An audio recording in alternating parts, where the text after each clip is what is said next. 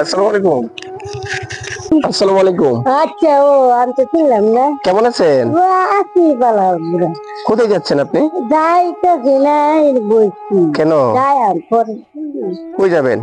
যাই আমি হেঁটে যাই দেখি কই যাই।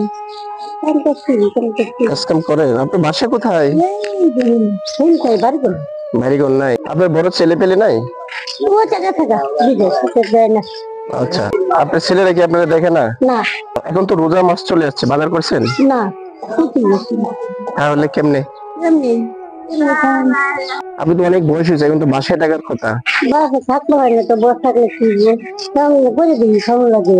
কাজ করেন? হ্যাঁ, কি কাজ করেন আপনি খালা? যে সময় দাদা ভাই এটাই করি। ঠিক আছে, আমি আপনাকে কিছু বাজার দিয়ে যাচ্ছি, নেন।